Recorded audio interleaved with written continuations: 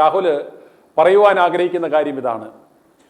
കർത്താവായ യേശു ക്രിസ്തു പണ്ട് പറഞ്ഞ പോലെ, യെരുശലേം പുത്രിമാരെ, നിങ്ങൾ എന്നെ പറ്റിയല്ല, എന്നെക്കുറിച്ചല്ല നിങ്ങൾ കരയേണ്ടുന്നത്, നിങ്ങളെയും നിങ്ങളുടെ മക്കളെയും ഓർത്ത് കരയുവിൻ എന്ന് പറഞ്ഞതുപോലെ രാഹുൽ മാങ്കൂട്ടത്തിൽ പറയുകയാണ്, നേതാക്കന്മാരെ, കോൺഗ്രസ് നേതാക്കന്മാരെ, നിങ്ങൾ എന്നെക്കുറിച്ചല്ല ഇന്ന് ചർച്ച ചെയ്യേണ്ടുന്നത്, നിങ്ങളെക്കുറിച്ചും നിങ്ങളുടെ നേതാക്കന്മാരെക്കുറിച്ചും ഓർത്ത് നിങ്ങൾ കരയുവിൻ, ചർച്ച ചെയ്യുവിൻ എന്നാണ് രാഹുൽ പറയുവാൻ ആഗ്രഹിക്കുന്നത്. സത്യമല്ലേ?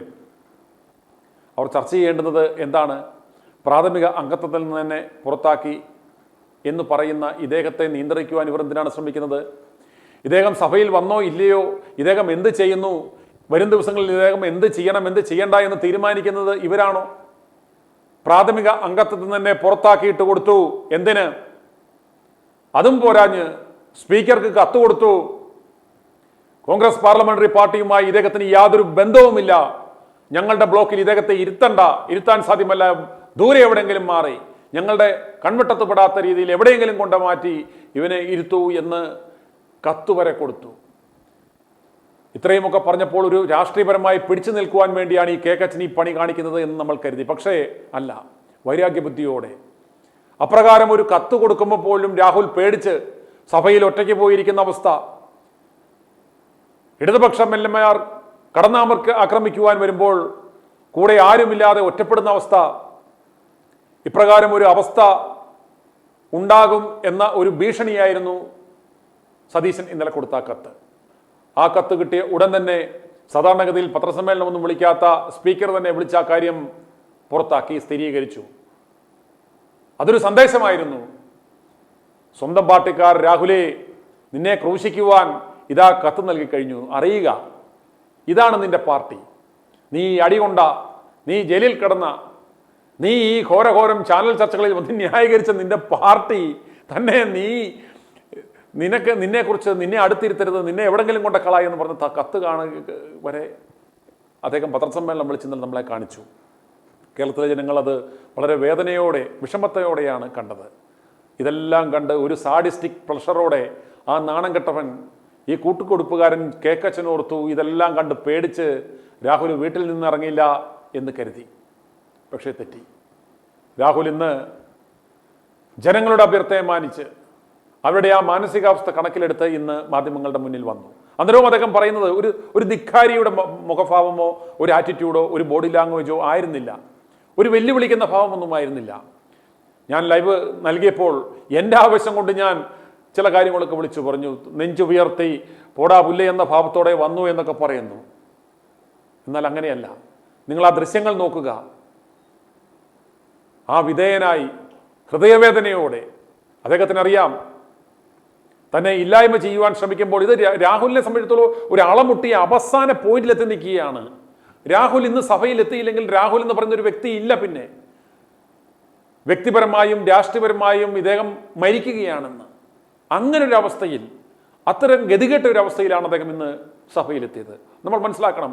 ഒരു ധിക്കാരിയായി കോൺഗ്രസ് നേതൃത്വത്തെ വെല്ലുവിളിച്ച്, ഇത് ഇവന്റെ കയ്യിലിരിപ്പ് കൊണ്ടല്ലേ ഈ നാണക്കേട് ഇന്നുണ്ടായത് സതീശന്. ഒരു ഒഴിവാക്കാനാവുന്ന ഒരു ദുരന്തമായിരുന്നു ഇന്ന് സംഭവിച്ചത്. ഇയാളുടെ അഹന്ത കൊണ്ടും അഹങ്കാരം കൊണ്ടും ഞാനാണ് പാർട്ടി എന്ന ഭാവം കൊണ്ടും ഇയാൾ ഏകപക്ഷീയമായി എടുത്തൊരു തീരുമാനം മറ്റുള്ള ഒരു കൂട്ടായ തീരുമാനമാണ് എന്ന് ഇയാൾ വരുത്തി തീർത്തെടുത്ത ആ ഒരു ഏകപക്ഷീയമായ തീരുമാനത്തിൻ്റെ നാണം കെട്ട പരാജയമായിരുന്നു ഇന്ന് നമ്മൾ കണ്ടത്. പക്ഷെ അപ്പോഴും ഒരു വിജയശ്രീ ലാളിതന്റെ ഭാവത്തിലോ മനോഭാവത്തിലോ ആറ്റിറ്റ്യൂഡിലോ ഒന്നുമായിരുന്നില്ല രാഹുൽ ഇന്ന് സഭയിലെത്തിയത്. അദ്ദേഹം വന്നു, സഭയിലിരുന്നു. അതിനുശേഷം അദ്ദേഹത്തോട് മാധ്യമങ്ങൾ ചോദിച്ചപ്പോൾ അദ്ദേഹം എത്ര വിനീതമായിട്ടാണ്, എത്ര സത്യസന്ധമായി, എത്ര ഉള്ളു തുറന്നാണ് അദ്ദേഹം ആ മറുപടി പറയുന്നത്. രാഹുൽ മാങ്കൂട്ടം പറഞ്ഞത് എന്താണ്? ഞാൻ പാർട്ടിയെ ധിക്കരിച്ചു വന്നവനല്ല, വെല്ലുവിളിച്ചവനല്ല. ഒരു കാര്യം മനസ്സിലാക്കണം, പാർട്ടിയുടെ പ്രാഥമിക അംഗത്വത്തിൽ നിന്ന് തന്നെ പുറത്താക്കിയ ഒരാളാണ്. ഇദ്ദേഹത്തോട് വരാൻ പാടില്ല എന്ന തരത്തിലുള്ള യാതൊരു നിർദ്ദേശങ്ങളും കൊടുക്കാൻ അവർക്ക് യോഗ്യതയില്ല. അവർ അത് ചെയ്യരുത്. അതല്ല എങ്കിൽ അവർ അപ്രകാരം ചെയ്യരുതാഞ്ഞു.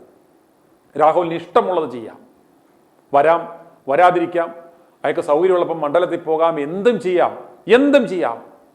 എന്ത് പ്രസ്താവനകളും ഇറക്കാം, എന്തൊക്കെ, കാരണം അയാൾ പാർട്ടിയുടെ ഭാഗമല്ല. ഈ പാർട്ടിയെ പ്രതിരോധത്തിലാക്കുന്ന എന്ത് പ്രസ്താവനകളും, ഇവന്മാരെ പ്രതിരോധത്തിലാക്കുന്ന പല കാര്യങ്ങളും രാഹുലിന് വേണമെങ്കിൽ വിളിച്ചും പറയാൻ പറ്റും. അത്തരം അവസരം ഉണ്ടാക്കരുത്. ഈ അവസ്ഥയിൽ പോലും എത്ര മാന്യമായിട്ടാണ് തൻ്റെ ഭാഗം, അദ്ദേഹം ആരെയും കുറ്റപ്പെടുത്തുകയല്ല, തൻ്റെ ഭാഗം ഒന്ന് ക്ലിയർ ആക്കുവാൻ, അല്ലെങ്കിൽ തൻ്റെ ഒരു സ്റ്റേറ്റ് ഓഫ് മൈൻഡ് എന്താണ് എന്ന് കൺവേ ചെയ്യാൻ മാത്രമാണ് അദ്ദേഹം ശ്രമിക്കുന്നത്. ഒരിക്കലും ഒരു പാർട്ടിയെ പ്രതിരോധത്തിലാക്കുകയോ പ്രതിസന്ധിയിലാക്കുകയോ തന്നെ കൊല്ലാൻ ശ്രമിച്ച നേതാക്കന്മാരെ അപമാനിക്കുകയോ പോലും ചെയ്യാത്ത എത്രയോ മാന്യമായിട്ടാണ് ഈ കേക്കച്ചൻ, ഈ പാർട്ടിയെ നശിപ്പിക്കാൻ നോക്കുന്ന കേക്കച്ചൻ, നിങ്ങളൊരു കാര്യം മനസ്സിലാക്കണം. എന്തുകൊണ്ടാണ് ജനങ്ങൾ ഇന്ന് ഈ രാഹുൽ മാങ്കൂട്ടത്തിലിനെ ഹൃദയത്തിലേറ്റുന്നത്, ഇദ്ദേഹത്തെ നെഞ്ചോട് ചേർത്ത് പിടിക്കുന്നത് എന്ന് മനസ്സിലാക്കണമെന്നുണ്ടെങ്കിൽ ഇദ്ദേഹത്തിൻ്റെ ആ സൗമ്യഭാവവും അദ്ദേഹത്തിൻ്റെ ആ സംസാരവും അദ്ദേഹത്തിൻ്റെ ആറ്റിറ്റ്യൂഡ് നിങ്ങൾ ശ്രദ്ധിക്കുക. നമുക്ക് രാഹുൽ മാങ്കൂട്ടത്തിലിൻ്റെ ആ പ്രതികരണം ഒന്ന് കണ്ട ശേഷം ഉടൻ തിരികെ വരാം.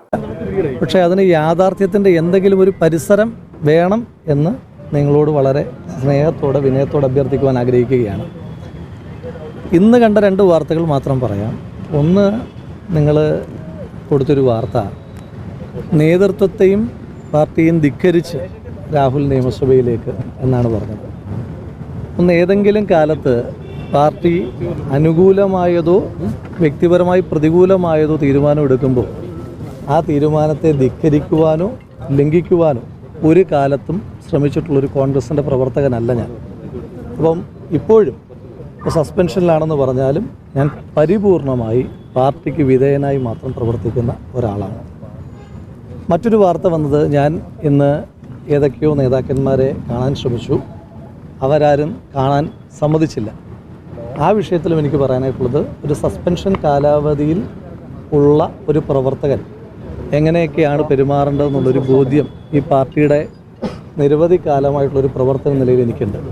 അപ്പോൾ അതുകൊണ്ട് ഞാനൊരു നേതാവിനെ കാണാൻ ശ്രമിച്ചിട്ടില്ല. കാരണം സസ്പെൻഷൻ പീരീഡിന് ചില മാനദണ്ഡങ്ങൾ, വ്യക്തിപരമായി കാണാൻ ശ്രമിച്ചിട്ടില്ല, ആരെയും കണ്ടിട്ടില്ല, ആരും അനുവാദം അതുകൊണ്ട് തന്നെ നിഷേധിച്ചിട്ടുമില്ല. പിന്നെ മറ്റൊരു കാര്യം എനിക്ക് സൂചിപ്പിക്കാനായിട്ടുള്ളത്, ഇപ്പോൾ ഈ ആരോപണങ്ങളൊക്കെ ഉണ്ടായി, ചില മാധ്യമങ്ങളൊക്കെ ഞാൻ മൗനത്തിലാണെന്നൊക്കെ വാർത്ത കൊടുക്കുന്നുണ്ട്. ഈ ആരോപണം വന്ന് തൊട്ടടുത്ത ദിവസം തന്നെ വളരെ വിശദമായ മാധ്യമ സമ്മേളനം നടത്തിയ ആളാണ് ഞാൻ. അത് കഴിഞ്ഞ് പിന്നെയും എനിക്ക് കുറച്ച് കാര്യങ്ങൾ കൂടി പറയണമെന്ന് തോന്നിയപ്പോൾ അത് ഞാൻ പിന്നെയും മറ്റൊരവസരത്തിൽ അതിനകത്തും ക്ലാരിഫിക്കേഷൻ വരുത്തിയ ആളാണ് ഞാൻ. ഇപ്പോൾ ഇതിനകത്ത് ഒരു അന്വേഷണം നടക്കുകയാണ്. ആ അന്വേഷണ സംഘത്തിൻ്റെ സാങ്കേതികത്വത്തിലേക്കൊന്നും ഞാൻ കടക്കുന്നില്ല ഇപ്പോൾ. പക്ഷേ നിങ്ങൾക്കൊരു കാര്യം ഉറപ്പുള്ളത്, ഈ ഇടതുപക്ഷ സർക്കാരിനെതിരെ ആദ്യമായി സമരം ചെയ്തപ്പോൾ 18ാമത്തെ വയസ്സ് ജയിലിൽ പോയ ആളാണ് ഞാൻ. പക്ഷേ ഏറ്റവും കൂടുതൽ കാലം ജയിലിൽ പോയത് പിണറായി വിജയൻ സർക്കാരിൻ്റെ കാലത്താണ്. അപ്പോൾ ആ അന്വേഷണത്തിൽ നിങ്ങൾക്ക് ഒന്നുറപ്പിക്കാം, എനിക്ക് യാതൊരു വിധമായ ആനുകൂല്യം കിട്ടുന്ന അന്വേഷണമല്ല. മാത്രമല്ല, എനിക്കെതിരായി എന്തെങ്കിലും ഉണ്ടെങ്കിൽ എന്നെ കൊന്നു തിന്നാൻ നിൽക്കുന്ന ഒരു സർക്കാരിന് ഏറ്റവും വിശ്വാസമുള്ള അന്വേഷണ ഏജൻസിയാണ്. ആ സർക്കാരിന് ഏറ്റവും വിശ്വാസമുള്ളൊരു അന്വേഷണ ഏജൻസിയാണ് അന്വേഷണം നടത്തുന്നത്. അതുമായി ബന്ധപ്പെട്ട് അന്വേഷണങ്ങൾ നടക്കട്ടെ, ആ അന്വേഷണങ്ങൾ പുരോഗമിക്കട്ടെ. അതിൻ്റെ ഓരോ ഘട്ടത്തിലും അതുമായി ബന്ധപ്പെട്ട കാര്യങ്ങൾ വളരെ വിശദമായി തന്നെ നിങ്ങളോടെല്ലാവരോടും വളരെ കൃത്യമായി തന്നെ ഇടയ്ക്കിടയ്ക്ക് സൂചിപ്പിക്കാം. ഒരു കാര്യം കൂടെ ഈ ഞാനൊരു കോൺഗ്രസിൻ്റെ പ്രവർത്തകനായി ഇപ്പോഴും സസ്പെൻഷനിലാണെങ്കിലും കോൺഗ്രസിൻ്റെ പ്രവർത്തകനെന്ന് സാങ്കേതികമായി പറയാൻ കഴിയില്ല എങ്കിലും മരണം വരെ കോൺഗ്രസ് പ്രവർത്തകനായി കഴിയുന്ന ഒരാളാണ്. ഈ പാർട്ടിയുമായി ബന്ധപ്പെട്ട് ഏറ്റവും വലിയ ഒരു ക്യാമ്പയിനുമായി ബൂത്തുകളിലേക്ക് ഏറ്റവും സാധാരണക്കാരായ പാർട്ടി പ്രവർത്തകർ, പ്രായഭേദമന്യേ ചെറുപ്പക്കാർ തൊട്ട് നന്നായി നടക്കാൻ ആരോഗ്യമില്ലാത്ത മനുഷ്യന്മാർ വരെ ബൂത്തിൽ കയറുന്ന സമയമാണ്. ആ സമയത്ത് ഓരോരുത്തരും ബൂത്ത് ക്യാമ്പയിൻ നടത്തുന്നു, പോസ്റ്റർ ഒട്ടിക്കുന്നു, ചുവരെഴുതുന്നു. അതുപോലെ തന്നെ സമരങ്ങൾ, ഏറ്റവും ശക്തമായ സമരങ്ങൾ. ഇന്ന് പോലും KSUവിൻ്റെ DG ഓഫീസിലേക്കുള്ള മാർച്ച് നടക്കുന്നു. യൂത്ത് കോൺഗ്രസിൻ്റെ വിവിധങ്ങളായ സമരങ്ങൾ നടക്കുന്നു. സമര നേതാക്കന്മാരെ മുഖംമൂടി അണിഞ്ഞുകൊണ്ട് പോലീസ് കൊണ്ടുപോകുന്ന കാഴ്ചകൾ നമ്മൾ കാണുന്നു. ക്രൂരമായ കസ്റ്റഡി മർദ്ദനങ്ങൾ ഉണ്ടാകുന്നു. അപ്പോൾ ആ സമയത്തൊക്കെ പ്രസ്ഥാനത്തിൻ്റെ പ്രവർത്തകർ അതിശക്തമായ ഒരു വലിയ പോരാട്ടം ഏറ്റെടുത്തിരിക്കുകയാണ്. അതുപോലെ തന്നെ സൈബർ മേഖലയിൽ ഒരു ലൈക്ക് കൊണ്ടെങ്കിലും ഈ പാർട്ടിയുടെ നേതാക്കന്മാരുടെ നിലപാടുകളെ അംഗീകരിക്കുന്ന ലക്ഷോപലക്ഷം മനുഷ്യന്മാർ ലോകത്തിൻ്റെ വിവിധ ഭാഗങ്ങളിലായി പ്രവർത്തിച്ചു കൊണ്ടിരിക്കുകയാണ്.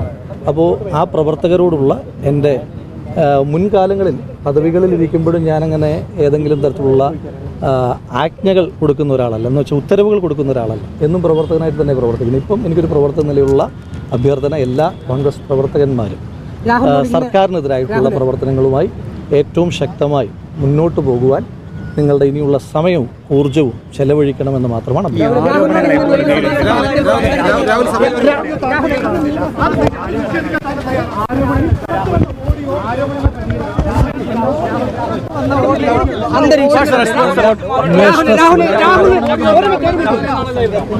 രാഹുലിന് പറയാനുള്ളത് രാഹുൽ എന്നും പറയുന്നുണ്ട്. പക്ഷേ രാഹുൽ പ്രധാനമായും പറയേണ്ടത് പുറത്തു വന്ന അതിനൊരു വിശദീകരണം രാഹുൽ നൽകും. ശരി ഒറ്റക്കാര്യം അന്വേഷണ സംഘത്തിന്റെ പരിധിയിലിരിക്കുന്ന കാര്യങ്ങൾ, ആ പരിധിയിലിരിക്കുന്ന വ്യവസ്ഥയിൽ ഞാൻ പറഞ്ഞല്ലോ ഒരു അന്വേഷണം നടന്നുകൊണ്ടിരിക്കുകയാണ്. ആ അന്വേഷണ സംഘത്തിന്റെ പരിധിയിലിരിക്കുമ്പോൾ അത്തരം കാര്യങ്ങളെല്ലാം നിയമപരമായി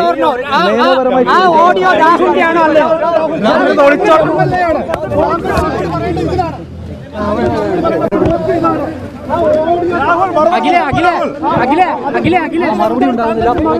audio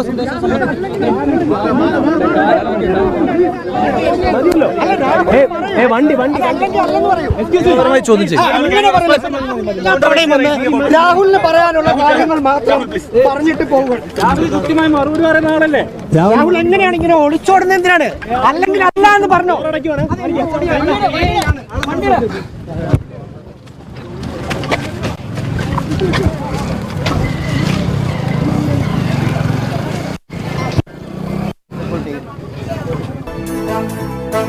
i2i News, an eye for truth. i2i News subscribe ചെയ്തിട്ടില്ലാത്തവർ ഇപ്പോൾ തന്നെ സബ്സ്ക്രൈബ് ചെയ്യുക. നോട്ടിഫിക്കേഷൻ ലഭിക്കുവാൻ ബെൽ ബട്ടണും അമർത്തുക.